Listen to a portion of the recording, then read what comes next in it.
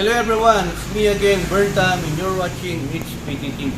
Another day, another vlog for you to learn how to change a high tension wire to Yamaha Miosol. So ayan, nandito tayo sa Miosol ko na 2011 model. Papalitan natin itong high tension wire niya na stock. Okay? So, ayan, bago natin tuloy yung video, syempre, huwag nyo munang kalimutan na i-hit yung subscribe button, like, at share mo itong video na to para makatulong sa iba, magkaroon sila ng idea kung paano mapalakas yung kuryente ng kanilang motor, ng kanilang spark plug, at para sa papuntang ignition coil. Ignition coil, high tension wire to spark plug. Ayan, kung paano palakasin yung RPM at yung kuryente ng motor. Yan, at maraming salamat din sa patuloy na tiwala at suporta sa channel natin. Keep subscriber para mas marami tayong matututunan. Hit nyo rin yung notification bell para update ka sa mga next videos. At search mo rin yung ibang playlist natin para sa ibang vlog natin na content. Iba-iba yun. May DIY, unboxing. Ayan. I-unbox tayo ng parcel from Lazada. Open natin. Yamanin, no? Bubble wrap. Ayan. Andahan tayo sa paggamit ng kutsilyo mga ka-DIY, ha? Napag natin dyan. So we have here a product from X-Speed Racing Power. Ayan, from Thailand. X-Speed Racing Coil Cable. Ayan, so nandyan yung price niya. Wala pang shipping. Ayan, so guaranteed yung performance niya. Maximum performance. At syempre, original po tayo. Ayan. Suitable for all motorcycle. So nandyan din yung ano niya. Yung instruction niya, oh. Fiber na yung ginamit, Kevlar inner core. Yan. Ang ganda. May Facebook page din sila, mga ka-DIY. Triple spiral core. Tatlo yung wire na nakalagay, hindi lang po isa. Yan. So, ayan, andyan na rin po yung price. At yung link kung saan ko nabili na store sa Lazada, lalagay ko na lang sa description below para malaman nyo at maka-order kayo. Mura na to mga ka-DIY kasi yung iba, mas may mahal pa dito. Yan, bago natin ipalit, pakita ko muna sa inyo kung ano yung gaano kalakas yung kuryente nitong coil na to. Okay? So, tatanggalin natin yung spark plug. Ayan, tanggalin natin yung spark plug natin mga ka-DIY. Make sure na pag nagtatanggal kayo ng spark plug, syempre, hindi ho masyadong mainit para hindi malo-straight yung thread. Okay? So, ayan. Hindi ho masyadong mainit to. Bahagya lang yung pagpaandar natin kanina. Kung gumawa tayo ng vlog tungkol doon sa pagpapalit ng shock absorber. So ayan, okay yung ano natin, spark plug natin, golden brown. Tapos siyempre papakita natin sa inyo, lalagay natin dito sa labas para may pakita natin yung kuryente niya bago natin palitan. Kaya tayo magpapalit ng speed racing na high tension wire kasi ang purpose natin dito, mas palalakasin niya yung bigay ng kuryente na galing sa battery sa coil papunta ng spark plug. Okay? Andarin natin. Huwag nyo pong hahawakan dito dahil makukuryente, masya-shock po kayo, makukuryente kayo. Yan lang, ganyan lang po. So yan, tingnan natin yung ano niya. Yan o.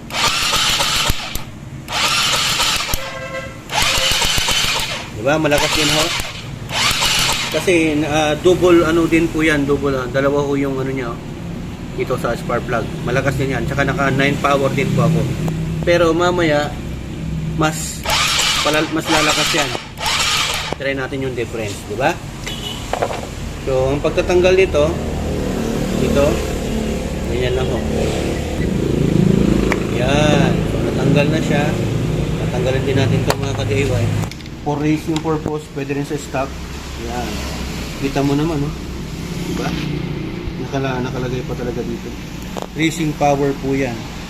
At ito para sa ground. Yung sa spark plug, at ito naman, lalagay natin dyan sa ground niya para mas malakas.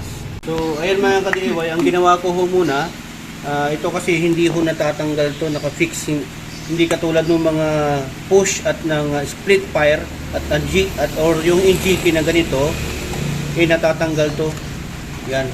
Pero ito hindi ho, dito rin hindi rin ho natatanggal. Ang ginawa ko, bago ko putulin, ito, hanggang dito ho yan dapat, may kahabahan ho ito. Yan. Ang gagawin ko muna, ilalagay ko muna to. Titistingin muna natin kung pwede siya dito. Kasi kung mag-okay siya dito mga ka-DIY, yan, sisikipan lang muna natin. Puputulan ko dito para may sagad ko hanggang dyan. Tapos, yung niya, kumuha ako ng flashlight para makita nyo. Ayan o. Hindi ho pwede yung tinatanggal yung, maluwag ho kasi yan.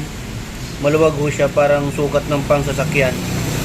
So, yung tip dito, huwag nyong tatanggalin, kailangan na ilagay nyo to. Pagka bumibili naman kayo ng spark plug, meron naman to, kasama naman siya. So, lalagay natin. Mas maganda yung copper na design. Parang ganito, para mas malakas yung kuryente. Lalagay natin ganyan. Kasi pag nilagay nyo ganon, hindi ho siya sasakto, maluwag ho. Yun, maglalak ho siya, dapat ganyan. So, ito para sa ground yan, para mas malakas yung kuryente niya. Pwedeng ilagay mo dito or dito. Basta may ground. So, ayan, itatry ko na po yung X-Speed Power High Tension Wire, Maximum Power Racing.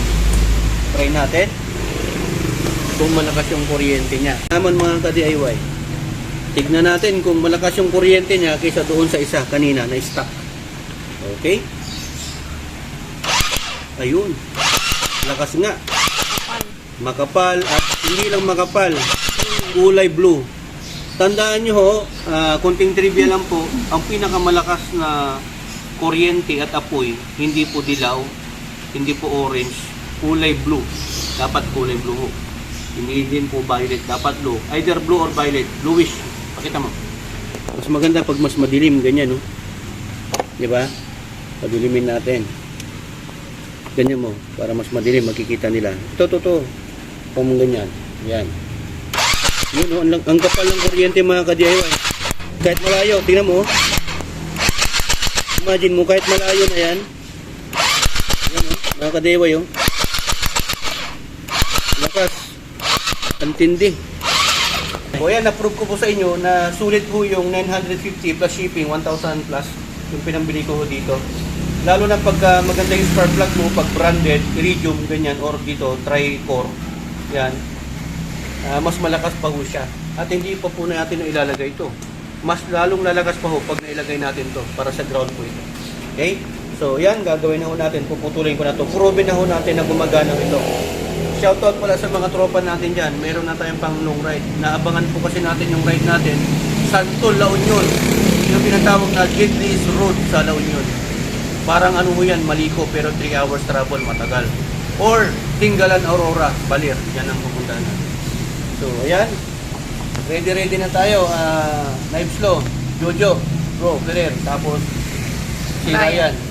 So, ayan, bago ho natin putulan tong stock mga kadewa. Hindi ho kasi natatanggal eh. Kung natatanggal ho sana to mas maganda. Hindi ho kasi naiikot ho. Ayan, hindi ho natatanggal. So, ang gagawin ko, puputulan ko. Susukatin ko muna. Ngayon, kanina nasukat ko hanggang dito siya. Hanggang dito lang naman po kasi yan. So, ayan. Tapos ito, pwede hong ilagay ito. Papasok natin dito sa may bungad. Sukatin natin ang ganyan. Hanggang dyan siya. Plus additional na hanggang dito tayo. So, dito yung puputulan natin mga kadewa. Pwede natin uling putulan, di ba? Iyo, babalatan natin yan. Para lalabas talaga yung wire niya. Ayan. So, ayan mga ka-DIY, naputulan na ho natin. Ayan, yung wire nung stock. So, lalagay natin, nasukat na ho natin ng tama yan. Ito yung naputol natin, oh, ganyang kahaba. Sana ang mubra. So, lagay na natin. Ayan, pwersahan nyo lang. Pasok nyo maigi. Tapos, siyempre, i-testingin natin ulit mga ka-DIY. Yan, testing ulit. Yun. Lakas pa rin. So, ano ko nang maigi para mas makita nyo. So, yan, testing natin ulit mga ka-DIY. Testing. Yun. Grabe, pinipitik. Sobrang yan, kulay blue na puti. Diba? Tapos ang kapal ng kuryente niya. Yan, okay na yan. Make sure na meron to, ha? Bago nyo lagay. Ang spark plug ko pala mga ka-DIY ay Hila. Yan. From Germany. Tapos ito yung code niya. Yan. May tamang spark plug ho tayo. Huwag kayong lagay ng lagay. Baka mali yung nilalagay ninyo. May 6, 7, or 8. Sa temperature ho yun. Init. Baka sobrang mainit. Magmimelt yung spark plug mo. Okay? Dapat alam mo yung nakalagay naman sa specification ng motor mo kung ano yung gagamitin mong spark plug. May range po yung temperature ng spark plug. Kung malamig yung klima ng lugar mo, Ang kukunin mo yung masyado mainit. Pagka mainit naman, yung kunin mo yung tama lang yung lamig. Yung init, ganun. So yan, lagay natin. Try natin paandarin na hindi pa nakalagay ito.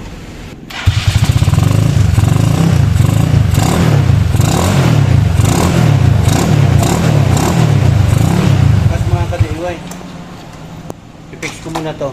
Hanap po tayo ng ground kung saan natin nalagay. Pwede dito at pwede rin dito. Dito na lang siguro sa makina. Yan. Ito natin lalagay. O sigpitan lang natin yan. Hindi ho yan positive ha, brown ho yan. Nagkataon lang na red yung kulay. Baka pwede rin sa battery to Kung mahaba-haba lang sana, sa battery mismo mas maganda. Tama lang to, hindi yan masisira. Dati ho kasi naglagay ako nung wire din, di ba? Yung natin, yung experiment natin, nilagyan din ho natin ng wire yan. Actually sa mga stock na coil, pwede nyo namang gawin din yung maglagay kayo ng wire. Lagyan nyo ng terminal, lagay nyo dito sa ground ng body. Para mas lalakas, bibigyan niya ng mas malakas na ground. Ayan, higpitan ho natin dito sa may body ground niya mga ka-DIY. Ayan, okay lang. Tama na yung ganyan na higpit. Tignan natin kung check natin kung naglulus. Okay naman. Ayan. Okay.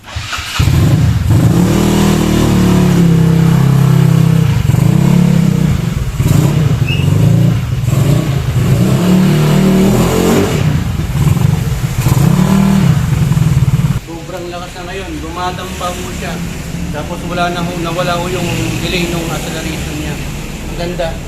Try nyo ho mga ka-DIY natin na gumagamit ng motor sa mga riders natin dyan. Mga riders ng Lalamove, Shopee man yan, o Lazada, kung ano man, Food, Grab, Panda, mga yan. Mura lang yan, naka-racing high tension wire ka na. One click yan, syempre. Diba? Ayan, okay naman sana kayo sa vlog content natin ngayon sa araw ito. At yung link, ulitin ko ulit kung saan ko nabili, ilalagay ko na doon sa description below. Pati doon sa yung cover ng shop, lalagay ko na rin doon sa unang video natin. Check nyo yung ibang mga vlog content natin. X-Speed Racing Ignition. Mas maganda nga ho kung magpalit pa kayo ng ignition coil. Yung ignition coil ko, stock pa yun. Pag pinalitan ko pa yun, mas lalong lalakas pa ho yan. So ayan, tri-core ho yan. Tatlo ho yung wire niya. Fiber optic ho yan. Lakas, original pa. Scan mo yan, lalabas original yan. Made in Thailand. Ayan, at hoping na sana may natutunan kayo ulit. To God will be the glory in Burnham. Signing off.